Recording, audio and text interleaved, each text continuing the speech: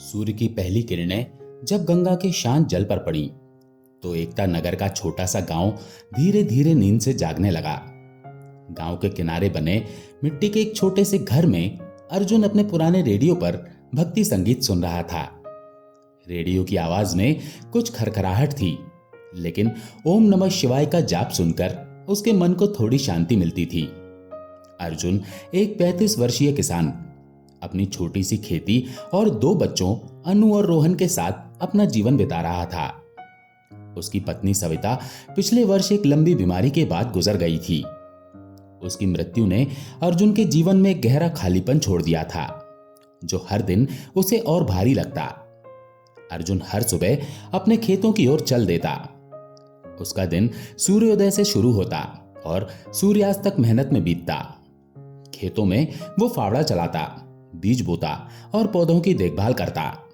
लेकिन इस साल बारिश की कमी ने उसके सारे सपनों पर पानी फेर दिया था।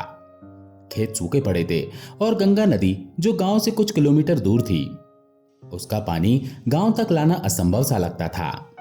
सिंचाई की कोई व्यवस्था नहीं थी और गांव के पुराने कुएं भी सूख चुके थे। अर्जुन के चेहरे पर चिंता की लकीरें गहरी होती जा रही थी।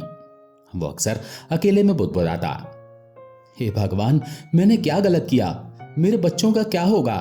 क्या उनकी थाली खाली रह जाएगी? उस सुबह जब वो अपने सूखे खेतों को देख रहा था, उसकी आंखों में निराशा थी। अनु, उसकी 12 साल की बेटी, और रोहन 8 साल का बेटा पास ही खेल रहे थे।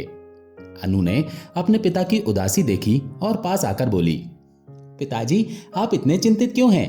क्या हमारा खेत इस बार फसल नहीं देगा? अर्जुन ने उसकी ओर देखा और एक जबरदस्ती की मुस्कान दी। नहीं बेटी, सब ठीक हो जाएगा, भगवान पर भरोसा रखो। लेकिन उसके शब्दों में वो विश्वास नहीं था जो वो अपनी बेटी को देना चाहता था। तभी गांव का पुजारी पंडित रामदास अपने पुराने साइकिल पर खेतों की ओर आते देखा। वो मंदिर से लौट रहा था और अर्जुन को देखकर रुक गया। उसने अर्जुन की उदासी भांप ली और बोला, अर्जुन, चिंता छोड़ दे। ये संसार ईश्वर का बनाया हुआ है। वो हर मुसीबत में एक रास्ता देता है। क्या तूने सुना नहीं? जब सारी राहें बंद हो जाएं, तो ईश्वर एक नई राह बनाता है। अर्जुन ने हल्की सी मुस्कान दी, लेकिन उसका मन अभी भी भारी था। पंडित जी की बातें उसे अच्छी लगती थीं, लेकिन उसका मन कहता था कि ये सब बस शब्द हैं। फिर भी कहीं ना कहीं उसके मन के एक कोने में एक छोटी सी उम्मीद जागी। उस दिन शाम को जब अर्जुन घर लौटा तो उसने अनु और रोहन को अपनी गोद में बिठाया। उसने उन्हें अपनी पत्नी सविता की बातें याद दिलाईं, जो हमेशा कहती थी, ईश्वर हमेशा देख रहा है, वो कभी अपने भक्तों को अकेला नहीं छोड़ता। अर्जुन ने बच्चों से कहा, तुम दोनों प्रार्थना करना, शायद भगवान हमारी सुने। उस रात जब बच्चे सो गए, अर्जुन ने अपने छोटे से पूजा स्थल पर एक दिया जलाया और मनी मन प्रार्थना की, हे भगवान, मुझे रास्ता दिखाओ, मेरे बच्चों के लिए, मेरे गांव के लिए मुझे ताकत दो। कुछ दिन बाद एकता नगर में एक ऐसी घटना हुई जिसने पूरे गांव को हिलाकर रख दिया। गंगा के किनारे गांव के बाहर एक पुराना मंदिर था जो वर्षों से बंद पड़ा था। लोग कहते थे कि यह भगवान शिव का मंदिर है और उसमें एक चमत्कारी शिवलिंग है जो कभी गांव की शान हुआ करता था। लेकिन समय के साथ मंदिर की दीवारें जर्जर हो गई थीं और लोग वहां जाना भूल चुके थे। मंदिर की कहानियां अब सिर्फ बुजुर्गों की जुबान पर थीं। एक रात गांव के कुछ बच्चे जो गंगा किनारे खेल रहे थे, मंदिर के पास एक अजीब सी रोशनी देखकर डर गए। रोहन भी उन बच्चों में शामिल था। वो दौड़ता हुआ घर आया और अर्जुन को बोला, पिताजी, मंदिर में कोई चीज चमक रही है। ऐसा लगता है जैसे कोई दिया जल रहा हो, लेकिन वहां तो कोई जाता नहीं। अर्जुन ने इसे बच्चों की कल्पना समझकर टाल दिया, लेकिन अगली सुबह जब यह खबर पूरे गांव में फैल गई तो लोग मंदिर की ओर दौड़ पड़े। अर्जुन भी अनु और रोहन को लेकर वहां पहुंचा। मंदिर का दृश्य देखकर सभी हैरान रह गए। जर्जर दीवारों के बीच शिवलिंग पर एक सुनहरी चमक थी, मानो कोई अलौकिक शक्ति वहां मौजूद हो। और सबसे आश्चर्यजनक बात यह थी कि मंदिर के पास एक छोटा सा जलाशय बन गया था, जो पहले कभी भी नहीं देखा गया था। पानी इतना साफ था कि उसमें आकाश का प्रतिबिंब दिखाई देता था। गांव वालों ने इसे चमत्कार माना। पंडित रामदास, जो मंदिर में सबसे पहले पहुंचे थे, ने कहा, यह भगवान शिव की कृपा है ये जलाशय हमारे गांव की प्यास बुझाएगा। अर्जुन को यह सब अविश्वसनीय लगा। उसने जलाशय के पास जाकर पानी को छुआ। पानी ठंडा और शुद्ध था। उसने सोचा, क्या यह संभव है कि भगवान ने मेरी प्रार्थना सुन ली? उसने गांव वालों के साथ मिलकर एक योजना बनाई।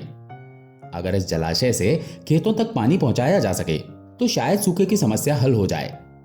अगले कुछ दिन अर्जुन और गांव के अन्य पुरुषों ने मिलकर मेहनत की। उन्होंने मिट्टी खोदकर एक छोटी सी नहर बनाई जो जलाशय से खेतों तक जाती थी।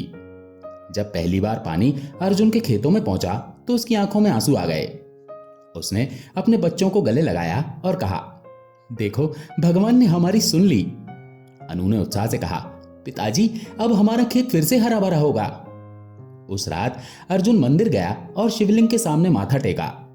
उसने मनी मन कहा, हे भगवान, ये आपकी ही कृपा है। मुझे और ताकत दो ताकि मैं अपने बच्चों का भविष्य बना सकूं। जलाशय की खोज ने गांव में नई उम्मीद जगा दी थी। अर्जुन के खेतों में धीरे धीरे हरियाली लौटने लगी। धान के पौधे लहलहाने लगे और गांव में एक बार फिर हंसी खुशी का माहौल बनने लगा। अनु और रोहन भी खुश थे क्योंकि अब उनके पिता के चेहरे पर चिंता की जगह मुस्कान दिखाई देती थी। लेकिन जीवन की राहें कभी इतनी आसान नहीं होती। जैसे ही गांव ने राहत की सांस ली, एक नई मुसीबत सामने आ खड़ी हुई।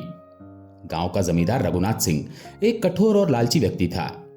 वो गांव की अधिकांश जमीन का मालिक था और अपने प्रभाव का इस्तेमाल गांव वालों को डराने के लिए करता था। जब उसे जलाशय की खबर मिली तो उसने इसे अपने फायदे का मौका समझा। एक दिन वो अपने 2 गुर्गों के साथ मंदिर पहुंचा और गांव वालों को इकट्ठा करके बोला, ये जमीन मेरी है और इस जलाशय का पानी भी मेरा है। अगर तुम लोग इसका इस्तेमाल करना चाहते हो तो मुझे हर महीने किराया देना होगा। गांव वाले निराश हो गए।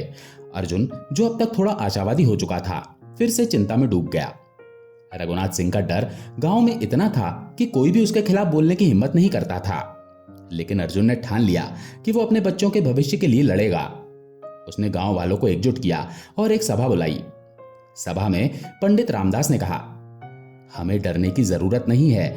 अगर भगवान ने हमें जलाशय दिया है तो वो हमें इस मुसीबत से भी बचाएगा। अर्जुन ने गांव वालों से कहा, हमें रघुनाथ सिंह से बात करनी होगी।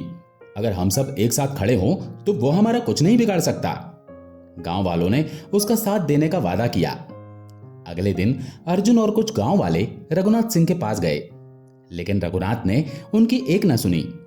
उसने धमकी दी, अगर तुमने किराया नहीं दिया तो मैं इस जलाशय को बंद कर दूंगा। निराश होकर अर्जुन उस रात मंदिर गया। उसने शिवलिंग के सामने बैठकर प्रार्थना की, हे भगवान, आपने हमें ये जलाशय दिया, लेकिन अब ये मुसीबत क्यों? हमें रास्ता दिखाइए। उस रात अर्जुन को एक सपना आया। सपने में एक बूढ़ा साधु उसे कह रहा था, सत्य और धैर्य तुम्हारा हथियार है, डर को अपने मन से निकाल दे। सुबह जब अर्जुन उठा तो उसके मन में एक नया जोश था। उसने सोचा, शायद ये भगवान का संदेश है, मुझे हार नहीं माननी चाहिए।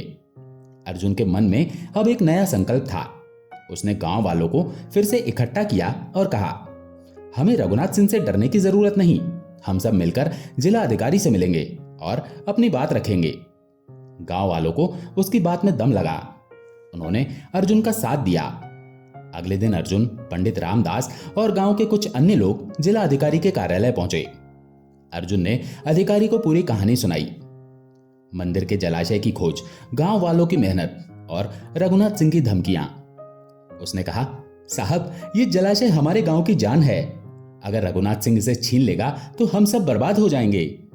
अधिकारी ने उनकी बात ध्यान से सुनी और मामले की जांच का आदेश दिया। जांच में कई चौंकाने वाले तथ्य सामने आए। पता चला कि मंदिर की जमीन गांव की साझा संपत्ति थी और रघुनाथ सिंह का उस पर कोई कानूनी हक नहीं था। अधिकारी ने जलाशय को गांव वालों के लिए खुला रखने का आदेश दिया। रघुनाथ सिंह को अपनी हार स्वीकार करनी पड़ी। जब यह खबर गांव में पहुंची तो चारों ओर खुशी की लहर दौड़ गई। अर्जुन ने उस शाम मंदिर में जाकर भगवान शिव को धन्यवाद दिया। उसने महसूस किया कि यह सब संभव हुआ क्योंकि उसने हार नहीं मानी थी। पंडित रामदास ने उससे कहा, अर्जुन, ये ईश्वर की शक्ति थी जो तुम्हारे साथ थी।